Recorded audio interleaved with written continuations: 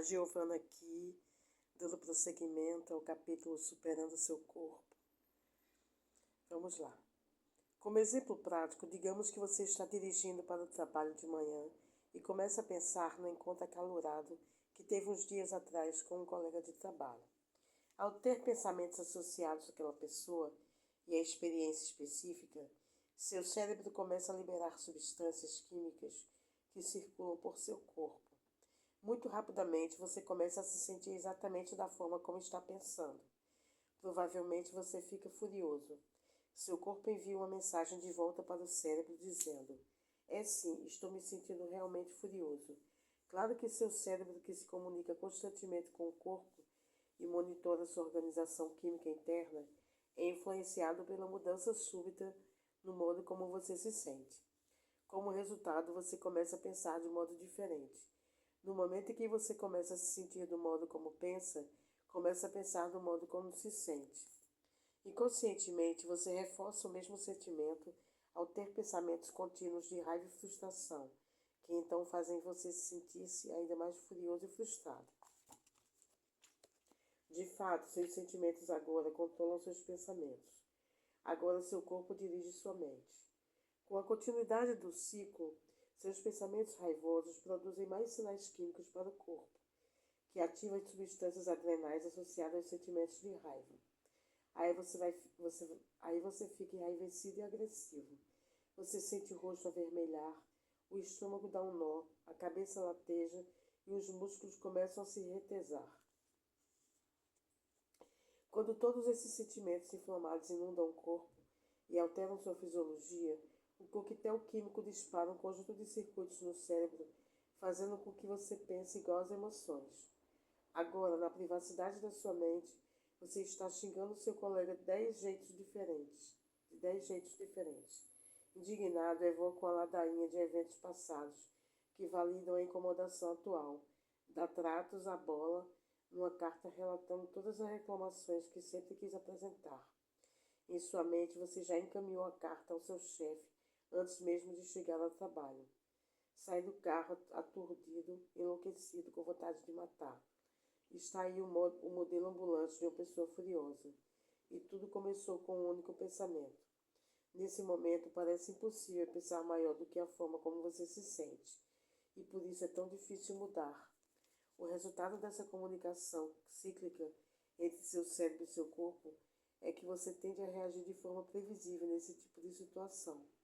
Você cria padrões dos mesmos pensamentos e sentimentos familiares, comporta-se inconscientemente de modo automático e fica atolado nessas rotinas. É assim que o você químico funciona. Sua mente controla seu corpo ou seu corpo controla sua mente? Por que é tão difícil mudar? Imagine que sua mãe adorava sofrer. E mediante longa observação, você inconscientemente viu que esse padrão de comportamento permitia que ela conseguia o que queria da vida. Vamos dizer também que você teve algumas experiências dolorosas na vida, que criaram um bocado de sofrimento para você.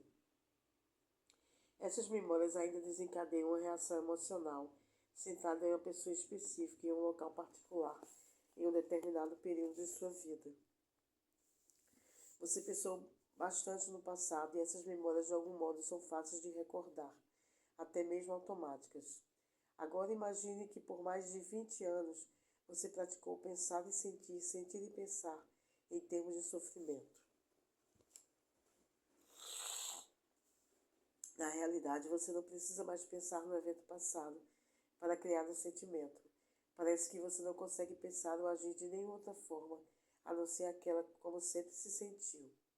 Você memorizou o sofrimento por seus pensamentos e sentimentos recorrentes, aqueles relacionados ao incidente, bem como a outros acontecimentos em sua vida. Seus pensamentos sobre você mesmo e sua vida tendem a ser matizados por sentimentos de vitimização e de pena de si mesmo. Repetir os mesmos pensamentos e sentimentos que você cortejou por mais de 20 anos condicionou seu corpo a lembrar dos sentimentos de sofrimento sem muito pensamento consciente. Isso agora parece muito natural e normal. É quem você é. E, sempre que tenta mudar algo, é como se a estrada retornasse para você. você volta diretamente para o seu antigo eu. O que a maioria das pessoas não sabe é que, quando pensa em uma experiência de carga emocional intensa, fazem o cérebro disparar nas exatas sequências e nos padrões de antes. Estimulam e conectam o cérebro do passado ao reforçar esses circuitos em redes ainda mais interligadas. Também duplicam as mesmas substâncias químicas no cérebro e no corpo, em graus variáveis, como se estivessem vivenciando de novo o evento naquele momento. Essas substâncias químicas começam a treinar o corpo para memorizar ainda mais a emoção.